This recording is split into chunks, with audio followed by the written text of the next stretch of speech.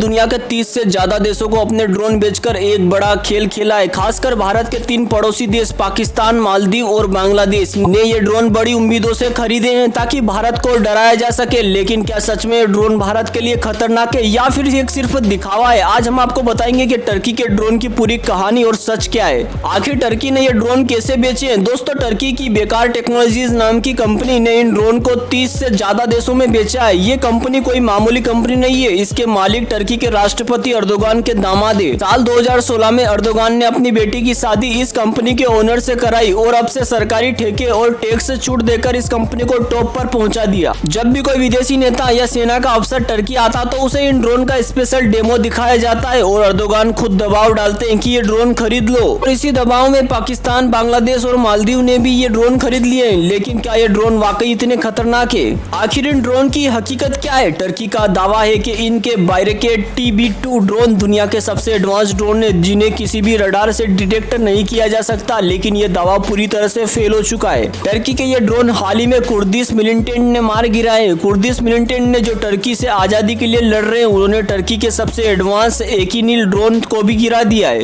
ये तब हुआ जब उनके पास ना तो कोई एडवांस मिलिट्री सिस्टम है और ना ही कोई एडवांस हाईटेक टेक्नोलॉजी है। अब सोचिए, कुर्दिश मिलिटेंट्स टर्की के इन ड्रोन को गिरा सकते हैं तो भारत की सेना के लिए ये कितनी बड़ी बात होगी। भारत के पास तो मिसाइल डिफेंस सिस्टम है, एडवांस रडार और हाईटेक एंटी ड्रोन टेक्नोलॉजी है। भारत के लिए इन ड्रोन को गिराना तो बच्चों का खेल है। अब ये साफ हो चुका है कि भारत को टर्की के इन ड्रोन से डरने की कोई जरूरत नहीं है। लेकिन चिंता अब उन देशों को है जिन्होंने बिलियंस ऑफ डॉलर्स खर्च करके ये ड्रोन खरीद लिए। पाकिस्तान, मालदीव और बांग्लादेश, ये तीनों देश जो खुद आर्थिक संकट से जूझ रहे हैं, अब इन ड्रोन को लेकर फंसे हुए हैं। पाकिस्तान तो इम्पोर्ट बिल भरने तक के पैसे नहीं जुटा पा रहा है, लेकिन फिर भी उसने टर्की के ये बेकार ड्रोन खरीद लिए हैं। अब इन देशों के पास न पैसा है, न टेक्नोलॉजी और न ही इन ड्रोन का फायदा। अर्दोगान ने अपने दामाद की कंपनी को फायदा पहुंचाने के लिए दुनिया को चूना लगाया और हमारे पड़ोसी देशों को फंसा दिया है। लेकिन भारत के लिए ये ड्रोन कोई खतरा नहीं है। दोस्तों, आपको क्या लगता है? कमेंट करके अपनी कीमती राय जरूर बताइएगा। अब हम नेक्स्ट अपडेट में बात करते हैं जिसमें अमेरिका का F-35 फाइटर जेट अब भारत के लिए एक बड़ा हथियार बन सकता है। ये सिर्फ फाइटर जेट खरीदने की बात नहीं है, बल्कि भारत इससे अमेरिका को ब्लैकमेल भी कर सकता है। अमेरिका और भारत के बीच ट्रेड डिफिसिट यानी व्यापार असंतुलन को सुधारने का ये गोल्डन मौका है। साथ ही भारत को चाइना और पाकिस्तान के बढ़ते खतरे के बीच तुरंत नए फाइटर जेट्स की भी जरूरत है। भारत और अमेरिका के बीच हाल में व्यापार का असंतुलन एक बड़ा मुद्दा है। अमेरिका भारत के हर साल करीब 87 बिलियन डॉलर का सामान खरीदता है, जबकि भारत अमेरिका से सिर्फ 45 बिलियन डॉलर का सामान ही खरीदता है। यही बात डोनाल्ड ट्रंप को चुभ रही है। अब भारत इस असंतुलन को सुधारने के लिए अमेरिका से F-35 जेट खरीदने का बड़ा दांव खेल सकता है। भारत को 26 राफेल AM फाइटर जेट की पहली डिलीवरी 2029 में मिलेगी, जबकि F-35 डील होने पर भारत को 1 से 2 साल में ही 2 से 3 स्क्वाड्रन मिल सकते हैं। भारत के पास 30 स्क्वाड्रन बचे हैं और आने वाले 1-2 साल में मिग फाइटर रिटायर हो जाएंगे। ऐसे में F-35 का सौदा समय पर होना भारत के लिए बहुत ही ज्यादा जरूरी है। दुनिया F-35 को रिजेक्ट कर रही है। भारत के लिए आखिर ये मौका कैसे बन सकता है? अब सबसे बड़ा सवाल ये है कि जब जर्मनी, स्विट्जरलैंड, पुर्तगाल और तुर्की जैसे देश F-35 को रिजेक्ट कर रहे हैं तो भारत को क्यों खरीदना चाहिए? जर्मनी ने F-35 को खरीदने की डील खतरे में डाल दी है। वहीं स्विट्जरलैंड ने भी 36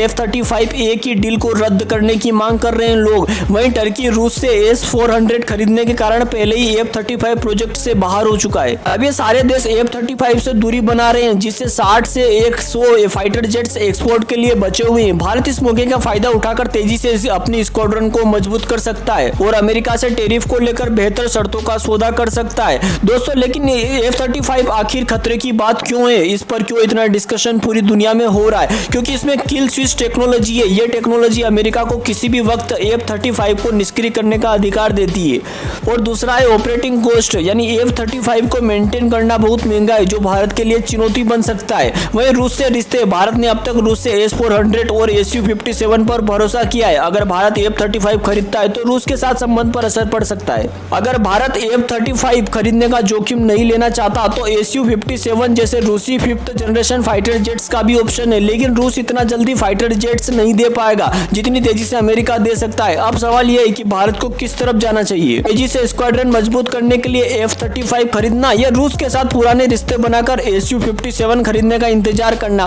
दोस्तों, आपको क्या लगता है? कमेंट करके अपनी कीमती राय जरूर बताइएगा। दोस्तों, नेक्स्ट अपडेट की बात करते हैं जिसमें अमेरिका की अर्थव्यवस्था मंदी की ओर बढ़ रही है। दूसरी तरफ भारत तेज रफ्तार से आगे बढ़ रहा है। अमेरिका में महंगाई महंगाई, टेरिफ वार और घटती मांग ने वहां की इकोनॉमी को कमजोर कर दिया है। दूसरी ओर भारत की अर्थव्यवस्था घरेलू मांग और सरकारी की नीतियों के दम पर तेजी से तरक्की कर रही है। सवाल यह है कि अमेरिका की मंदी भारत के लिए खतरा है या मौका है। अगर भारत ने सही रणनीति अपनाई तो ये मंदी भारत को मैन्युफैक्चरिंग हब बना सकती है। दोस्तों, पहले जानते हैं कि अमेरिका में मंदी क्यों बढ़ रही है। अमेरिका में मंदी की कई वजह, जैसे टेरिफ वार, अमेरिका और चाइना के बीच टेरिफ वार ने आयात महंगा कर दिया है। लोग अब रोजमर्रा की चीजों के लिए ज्यादा पैसा चुकाने के लिए मजबूर हो रहे हैं और महंगाई बढ़ रही है। महंगाई ने लोगों को खरीदने की क्षमता घटा दी है। इससे घरेलू खपत कम हो रही है और कंपनियों का उत्पादन भी प्रभावित होता जा रहा है। वहीं अमेरिका में बचत और जीडीपी का अनुपात 2011 के बाद सबसे निचले स्तर पर पहुंच चुका है। अगर ये टेरिफ वार और बढ़ता है तो अमेरिका में मंदी और गहरा सकती है। अनुमान यह है कि 2025 तक अमेरिका की जीडीपी ग्रोथ काफी कमजोर हो जाएगी। अगर हम भारत के ग्रोथ की कहानी को देखें तो तस्वीर पूरी दुनिया में उलट है। भारत की जीडीपी की ग्रोथ 6 से 7% तक रहने की संभावना है। घरेलू मांग और निवेश लगातार मजबूत हो रहा है। मध्यम वर्ग की बढ़ती ताकत, सही नीतियां भारत को आगे बढ़ा रही है। वहीं भारत के सामने भी चुनौतियां तो आने वाली है। अमेरिका की मंदी का असर, अगर अमेरिका में मंदी आती है तो भारत के निर्यात पर असर पड़ेगा, खासकर फार्मा, टेक्सटाइल और आईटी सेक्टर को झटका लग सकता है।